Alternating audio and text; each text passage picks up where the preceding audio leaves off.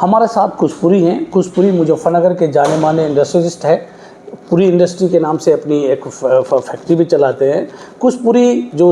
लघु उद्योग प्रकोष्ठ भारतीय जनता पार्टी का है, उसके प्रदेश के संयोजक भी हैं। पिछले दिनों उत्तर प्रदेश के मुख्यमंत्री योगी आदित्यनाथ से लखनऊ में मिले। मुजफ्फरनगर शहर से 3 बार के विधायक और उत्तर प्रदेश सरकार में मंत्री कपिल देव अग्रवाल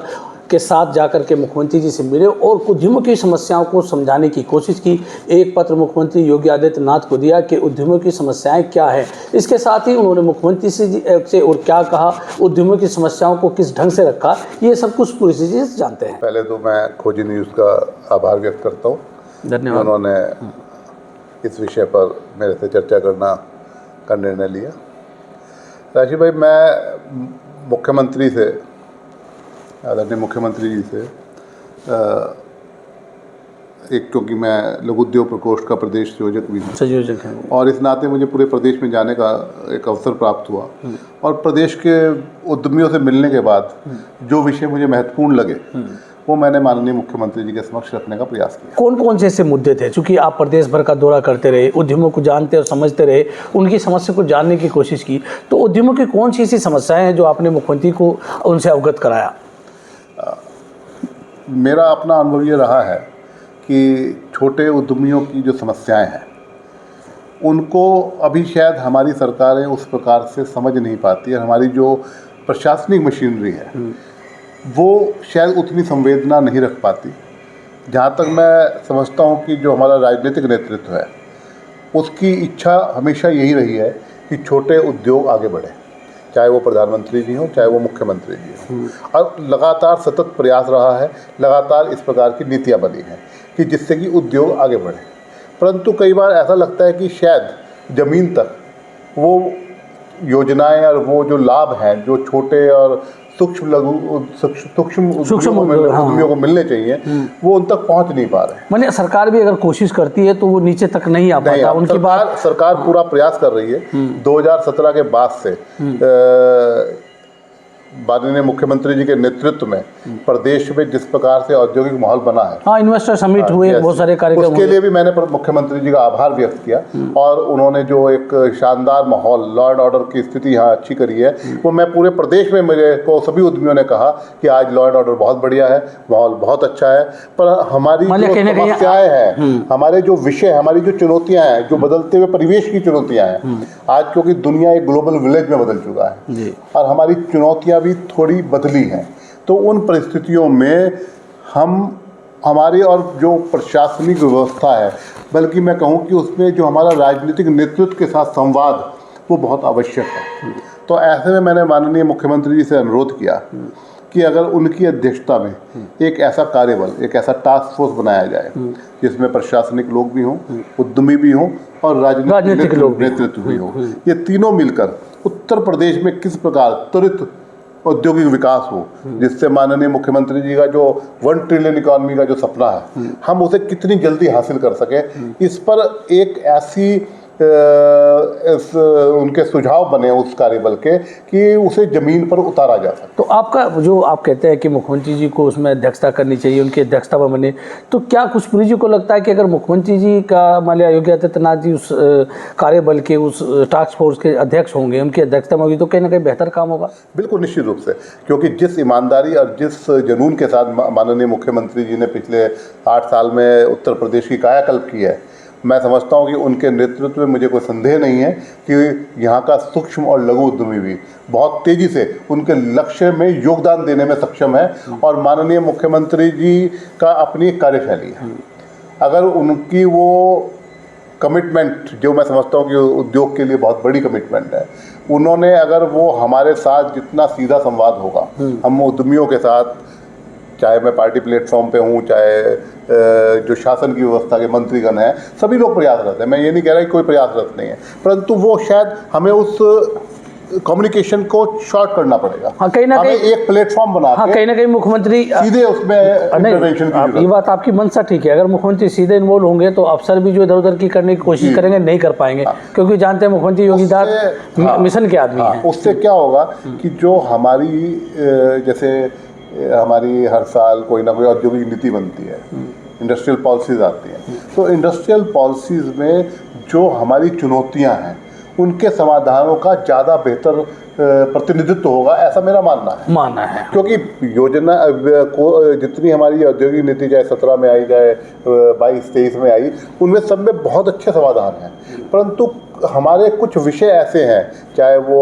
यूपी सीडा के हों, चाहे वो यूपी सीडा में लैंड की अवेलेबिलिटी के हों, चाहे वो बिजली के इंफ्रास्ट्रक्चर के हों, ऐसे बहुत कहीं ना कहीं कम्युनिकेशन गैप है कि हम ये चाहते हैं कि कम्युनिकेशन शॉर्ट हो जाए। अगर वो गैप नहीं भी है तो वो आज वो संवाद में एक समय लग रहा है, लंबा संवाद हो रहा है, तो जितना संवाद का वो छोटा होगा उतना बेहतर होगा, उतना ही मैं समझता हूँ कि वो रिजल्ट ओरिएंटेड होगी, ऐसा मेरा विश्वास। तो क्या क्या आपने मांग पत्र रखा मुख्यमंत्री जी के समक्ष? उनके समक्ष जो विषय रखा,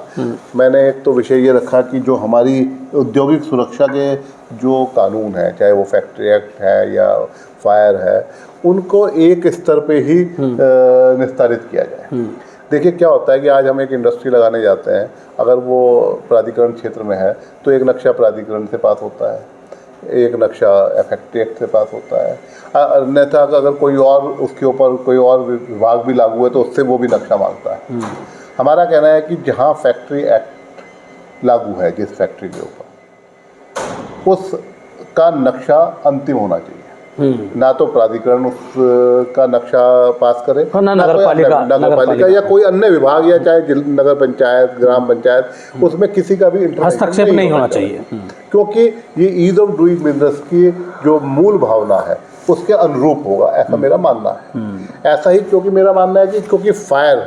के विषय जो है वो फैक्ट्री एक्ट में, उसमें बहुत विस्तृत व्यवस्था है। फैक्ट्री एक्ट के अंदर फायर से फाइटिंग करने के, फायर को कंट्रोल करने का सारी व्यवस्था उसके अंदर डिटेल में प्रोवाइडेड है। और वो एक चार्टर्ड इंजीनियर लेवल का आदमी, क्योंकि जो फैक्ट्री एक्ट इंस्पेक्टर होते हैं वे क्वालिफाइड इंजीनियर्स हैं, तो मैं समझता हूँ कि हमें उस एक्सपर्टाइज का फ़ायदा लेना चाहिए। और उससे क्या होगा कि जो हमारी एक बिना बात की 2-3 जगह जाने की व्यवस्था है वो शॉर्ट हो जाएगी। उससे क्या होगा, उद्योग तेजी से लगेंगे, उद्योगों की व्यवस्था अच्छी होगी। और मैंने उनसे, माननीय मुख्यमंत्री जी से एक और सुझाव मैंने उन्हें दिया कि जितने ये सुरक्षा अधिनियम है इन्हें हम थर्ड पार्टी को हैंड ओवर कर दें, आउटसोर्स कर दें, चाहे वो फायर का विषय हो, चाहे वो सुरक्षा का विषय हो। उसमें सरकारी विभाग की बजाय अगर क्वालिफाइड एजेंसीज उन हमारे संस्थानों में आएंगी तो वो यहाँ पर चीज़ें बेहतर करेंगी, यहाँ पर होने वाली दुर्घटनाओं पर रोक लगेगी। मतलब अगर उनको प्राइवेटाइजेशन उनका किया जाएगा, थर्ड पार्टी इंस्पेक्शन बोलते हैं उसे, TPI कहते हैं, जहाँ पे क्वालिफाइड एजेंसी आके उन नियमों को लागू कराती है। एक तो यह है कि सरकारी विभाग आके लागू कराए, एक ये है कि एक कोई भी लॉयड्स करके कोई एजेंसी है वो आई, उसने हमें कहा कि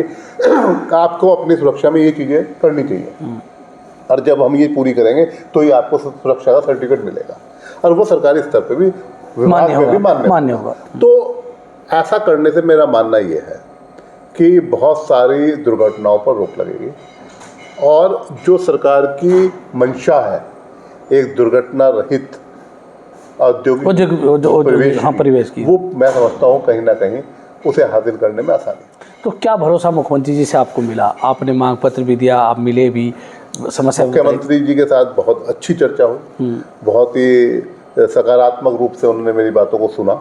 और उन्होंने मुझे आश्वस्त किया कि इसमें जो भी संभव होगा उसे करने का प्रयास किया जाएगा। उन्होंने मेरा मांग पत्र स्वीकार किया,